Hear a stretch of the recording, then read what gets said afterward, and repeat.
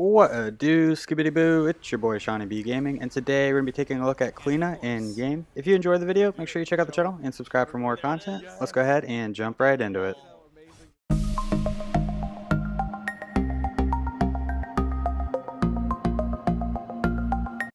Cleena's passive, Phantasmal.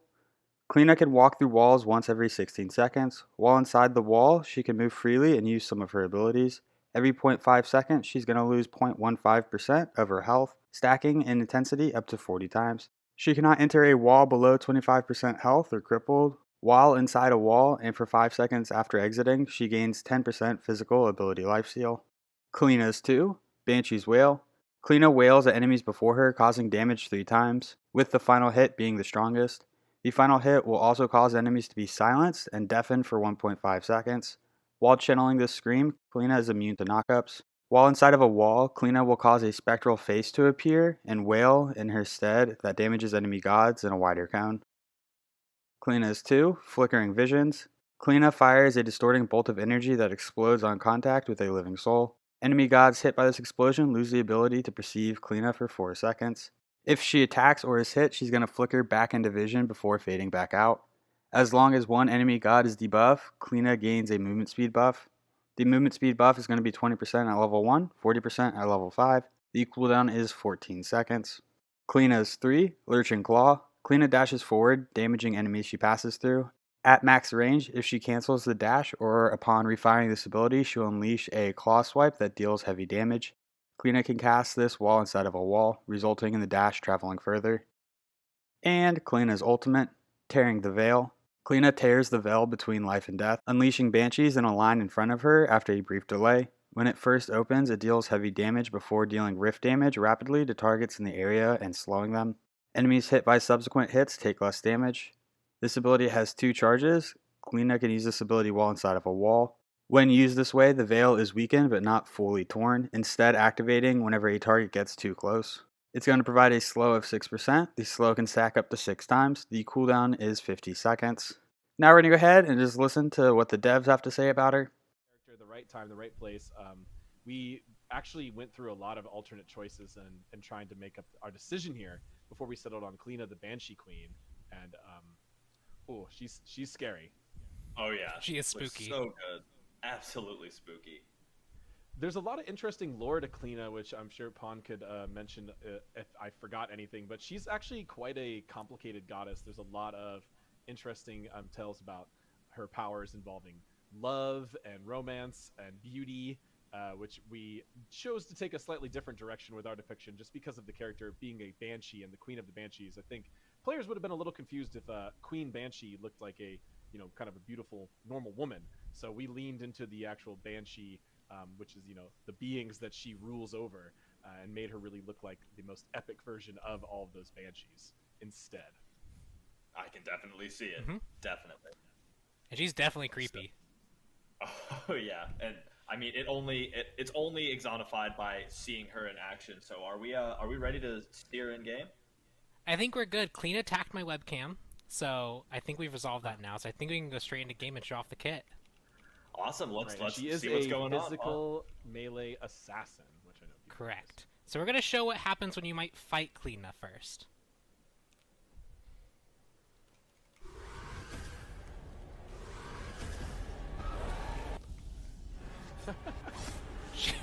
She is a terror in the jungle. Let's show off the rest of the abilities.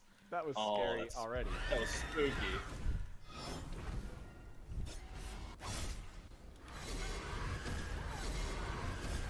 And of course, you gotta do it. Show everybody. There it is. Yes.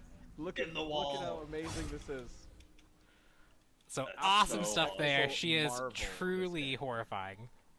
Oh yeah, and so many things to go over there. I mean, let's get into it. Let's start with that passive. Lay it down for us. Yep, so the passive is Phantasmal. So the idea here is that she can essentially take on a ghostly form and walk into walls. And so you can see here, as I walk into that wall, I have a brief entering time before I go in there.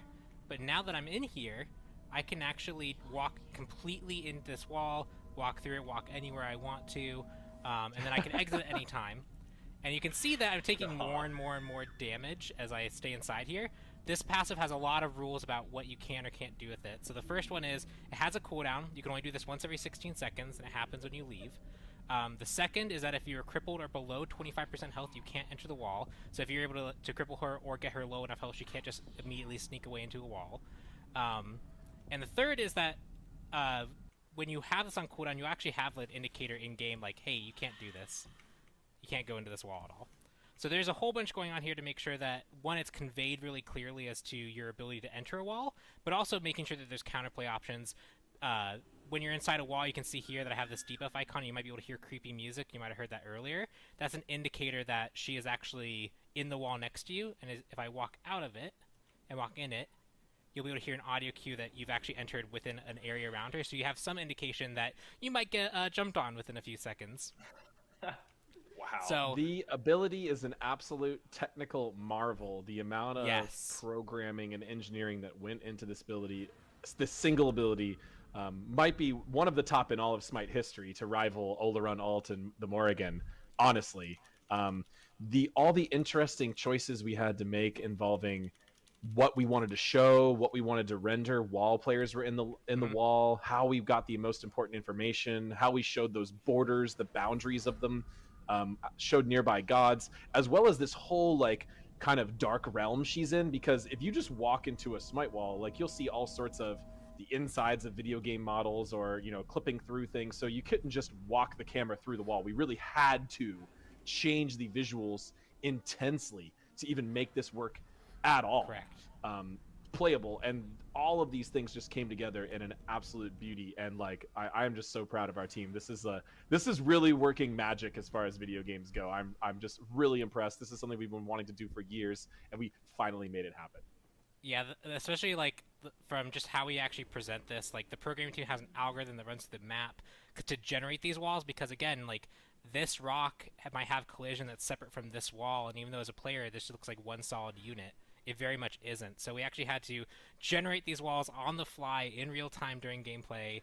The team did a whole bunch of optimization. I don't think we can really understate how much tech went into this, and overall it's created such a smooth experience for this. I'm super happy with this pass as a whole.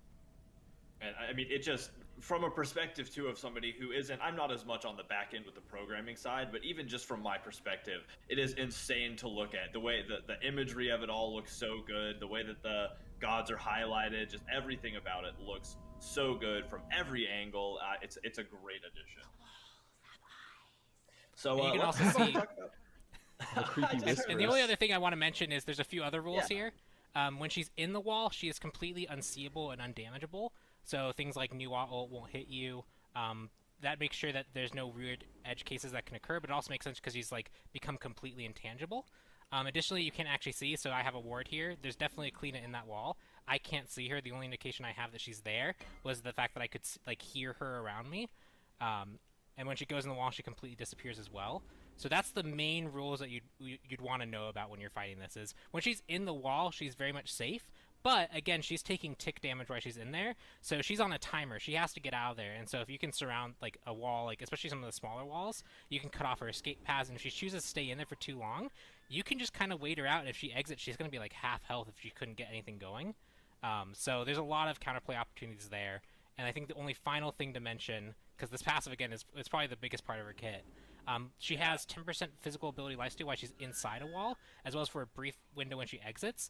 This is kind of encourage aggression with it. You want to use it aggressively against your opponents and kind of offset the damage that you're taking inside the wall, at least for the very first window of opportunity you have with it. So just an extra nice thing that she can use if she wants to use this aggressively to be rewarded for it.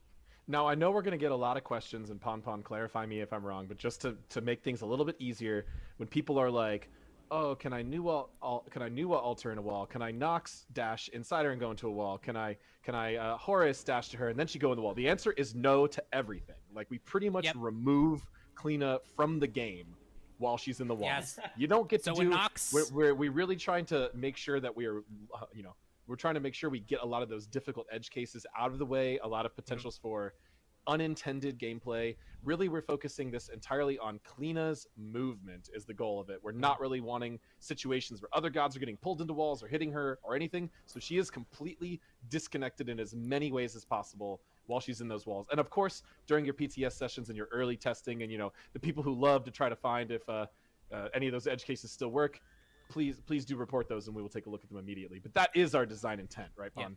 And super rapid fire to answer some questions I'm seeing. Nox gets auto-ejected because she can't eject inside the wall, so she just gets kicked out.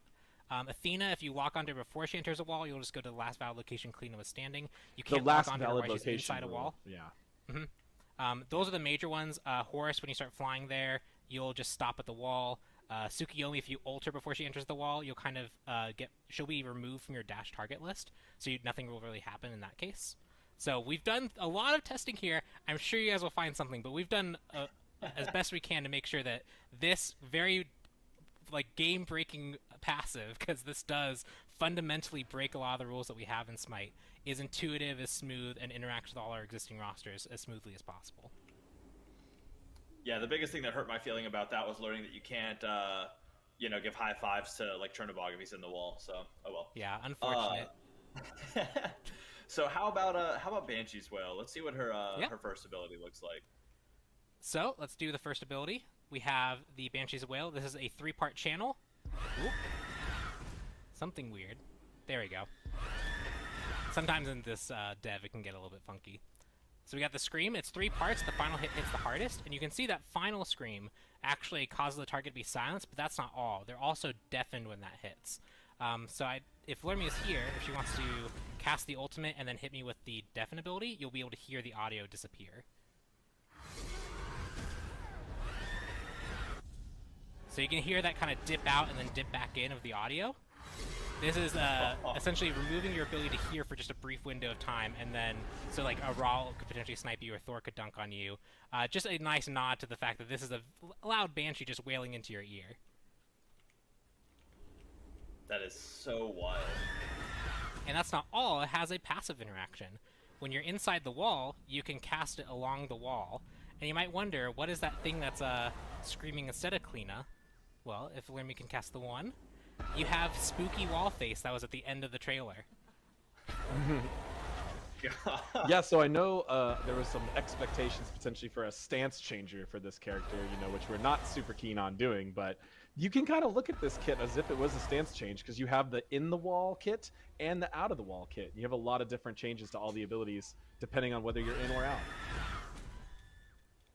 And it is just insanely spooky. It's jump scares, man. I'm gonna be walking through the jungle, going to get my speed camp, and a face is gonna pop out, and I'm gonna alt F4 by accident out of fear. Yep. So we can go on to the next ability. We Let's have Flickering Visions. So Flickering Visions is actually a line skill shot with an exploding AoE. Pretty standard stuff. But you can see that that target is marked. And what that target mark means is that they can no longer see me. So if I were to hit the center Odin would lose sight of me, but the other Odins can totally see me still. It's a targeted stealth. So only the person that I hit is actually views me as stealth. And if when he wants to cast it, we can see what that looks like. So she completely disappears from my vision. If she then uses the 2 and then attacks, you can see that she kind of flickers into existence for that attack. I can also try and hit her to also reveal her. So it follows a lot of similar rules with revealing based off being hit. But this is essentially a way that she can hit you with the 2, and then if she wants to try and run away, she potentially can. If she wants to try and get into a wall, she can. If she wants to get around you and surprise you from the other side, where you weren't expecting it, she can. But the rest of the team can see this. And so you can also kind of play off your team's ability of fighting Cleena to potentially get vision on her as well. Just a very different take on the stealth that we've had in the game from before, from other stealths that we have in the game. And the fact that you have to hit someone before you can become stealth helps remove a lot of the other frustration elements regarding stealth, where you can use it when you're very far away to engage or to escape. Really, this is like a really unique take on combat stealth, which lets her get a little bit of positioning or a very specific one-on-one advantage in a skirmish, which I just think is super smart design and a very cool evolution for the game. Thank you. And it adds such a level of mental play too to being in the jungle, because if you're in a jungle fight, you hit somebody with that and then dive into a wall to attack, even if the blind wears off and they can hear you, there are walls all over the jungle. Who knows where you're going to come from? So there's a lot of play there. I think that's really cool. And it is an AoE, so if you hit multiple gods with the explosion, they all can't see you, so it's not just one person. So if you're able to catch them all together, you could potentially deny the entire team vision of you if you are able to get that skill shot off. So much to play. That's super awesome. So how about ability number 3? What's going on with ability number 3? So ability number 3 is Lurching Claw. This is the movement ability of the kit, as well as a kind of different way of doing a cone attack. So we have a charge into a cone fire. So you can see it's pretty straightforward there. The dash does damage, the claw does damage, but you can stop it at any point. So you can charge forward there, you can charge, cancel a bit early, you can aim freely while you're charging, turn around and cancel wherever you want. So this is basically, you can choose to move as far as you want, and then once you cancel, you're going to do that claw attack no matter what. This does have another interaction with the wall, which is you can cast it while you're inside the wall. So you saw when we showed off the ability at the start, you can actually just jump out of the wall, and you can see you actually cover quite a bit of distance, as well as this charge is a little bit longer as well. So the normal dash length, I think, is about 45, and the wall dash is 50, if I recall correctly. So you get a little extra distance. We should also note that ability 2 just cannot be used in a wall. Correct. Yeah, Which we didn't cover. 1 People and might have 3 been saying, what about the ability 2 wall? And the answer is no. Yep, and you can see similarly, you also can't fire relics as when you're inside it as well. Similar things there. That you can't return to base. Nope. If you try and back, you can start it, but you're gonna take damage and not be able to. But yep, this is your ability, especially if you're trying to gank like mid lane. This is your way to you can jump into this wall. Maybe you know there's no ward here. Jump up here and then come out of this wall, gank the enemy mid laner. Pretty spooky stuff if you're trying to face it. Oh yeah, love it too, and I love that you can, like you showed off, dash through and get behind. It's great for positioning or for stopping somebody from running by getting in front of them. Super handy. So let's talk about her ult. Let's talk about the final, Tearing the Veil. Yep. So the final portion of the kit is the ult, Tearing the Veil. This is where she uses her claw to tear a rift between the veil of life and death and call forth her banshees. So she casts this, a rip opens, and you can see there it kind of bursts open in a big attack, and then a whole bunch of banshees come flying out of it. This ability has that burst is higher damage, followed by tick damage that decreases. So you really want to try and land that initial hit. It does quite a bit of damage. But enemies do have a lot of warning that it's coming, so they can try and avoid it. You can see there, she tried to hit me with it from inside the wall, but I saw it in time, was able to back up. You gotta be careful when you're fighting against the Cleena. But I also have 2 charges of this, so this is actually a charge-based ultimate. And the reason for that is, 1, to give you a bit of flexibility when using this, so you can choose to cut off opponents, you can choose to try and directly damage them. But when you're inside the wall, it actually acts completely differently. So here you can see I cast it, and it just kind of sits there on the wall. It's actually not going to do anything. And it's not going to do anything until an enemy actually walks over here, if Lermy is available. There we go. You can see it actually activates there when she actually walked near it. So she's able to place wall-based traps that go off. So if you want to use this to try and potentially... one place that was pretty common for us to use was at this Gold Fury pit.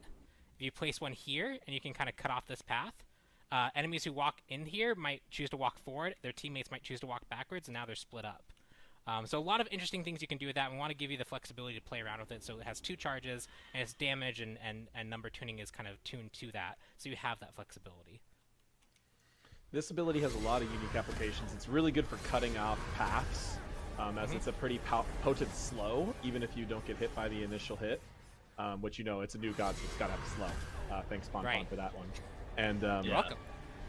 It's also, when you're placing your traps, it can be really smart to place them so that they open and fire further down a jungle path instead of just into a short path. You might think you want to just place them in that short bottleneck there, but it's much better to place one, right there, because you effectively cut off the difference between those 2 placements, cuts off a large amount of choices, where you can run right past it briefly, but if you run past the other one, you cannot really retreat into your own jungle without getting hit by it. So really some smart positioning here. Could do a lot to route enemies around. It's a little harder to just get straight up burst damage with this, but you can do a lot of good to lock people in place. And she also has a really fun jump animation that we've just been spamming really internally nonstop. So the animation team really went above and beyond on this character all across the board, and she's an absolutely beautiful goddess.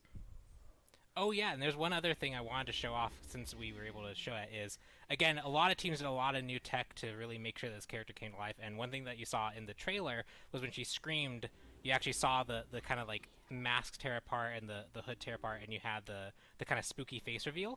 So I just want to make sure that we show that off. Oh yeah, yeah, she does actually do it in game. Her hood melts away and her hair all flies back and her face changes. Let's slow-mo it so you can see it. Oh, she's turning around. So there's the spooky face. On slow-mo, some of it looks a little bit weird, but you can see there that the hood completely fades away. There it goes. The hair Oh, goes that flying. The face gets revealed. Yeah. We also use that in some of her other animations, some of her other just flavor animations outside of the ability. So you'll see that, I believe, on her intro when you first select her in a lobby. She'll come out and scare you, and then she'll put on her cleaner face just to hide away. And you'll also see that in some other animations throughout the kit. God, that is so super awesome. Like, what a great attention to detail. Mm-hmm. Lots of really cool Absolutely flavor love things it. all throughout the kit on all the animations. For example, her laugh, because it didn't feel potentially correct for her to like laugh and be super cheery. She actually has like this kind of wailing laugh instead. Just a lot of really small details.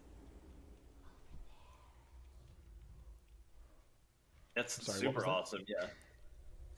Oh yeah, and also we didn't talk about the basic attack. Yeah. Oh, yeah. The basic attack, she uses the falcata for her first 2 attacks.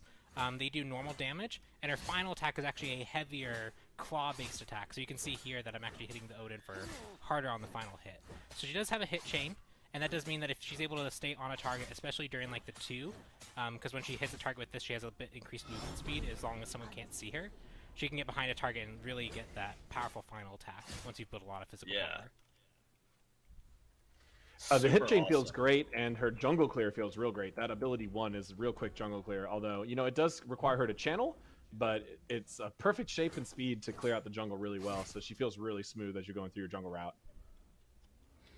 Yeah, especially I imagine, especially once you learn like which walls you can dive in and out of early to like balance your health costs with how quickly you cover the map. There's just so much play style potential here for her to optimize jungle routes that only she is capable of by being able to walk through walls like that. It's true.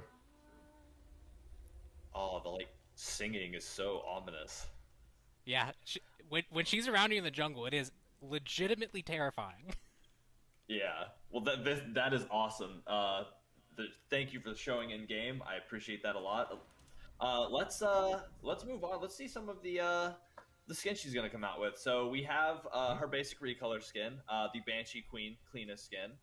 So we'll look at that. That looks awesome.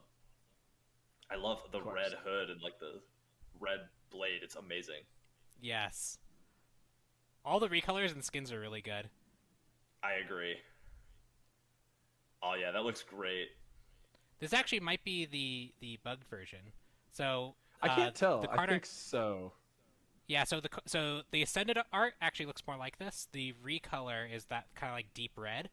It will have that deep red. We identified an issue where they were kind of mixing when they shouldn't be. So you'll see the deep red version that you saw on the card artwork, and this is going to match close to the ascended one that I'm sure we'll see in a little bit. We'll see. If we see the ascended turnaround and it looks the same, then we'll confirm the bug. For sure. All right, well, So we're all being part of the QA team together right now. yeah. Well, there's the Ascended skin. Here we are at the Ascended skin. So yeah, And I we can see what had you to mean do a now. card art with the Banshee scream. We couldn't have her Of looking course. as beautiful in all of the card arts. I was like, we had to have one of these. And there's some Cleena players are more like, okay, yeah, that's definitely more along the more, that's too close. So that first turnaround was, I think, the bugged one. So you'll still see that red version later on in the patch once we get that sorted out. Sorry to the video team who made these nice turnarounds for us without before we confirmed that the bug existed. All doing So QA this is the together as a ascended family. one. Yeah, that's looks- what looks great. PTS and patch notes are for. That's like the whole point. Yeah. So next we have the Masteries. So love the golden blue always. Looks really good. Just this character in general is just so good to look at. Oh, I love the golden gold colored blade. like fog underneath, Oh yeah, that's awesome. and the blade looks so good. It really does. Ooh, the golden black. I just like how much gold in general she has on her. I I always agree. like this golden black, but she just blue complements her so well that the golden and diamonds actually look really great. As if there wasn't enough and the hair color, incentives to play her. The hair color is also that deeper blue. Yeah, the diamond Really neat complements stuff. just her natural And character we color so also well. have one very special surprise, and that she's actually getting a real skin this same update, right? That is exactly true. Ah, Deadly yes. Doll Cleena. Mhm. Oh. And you thought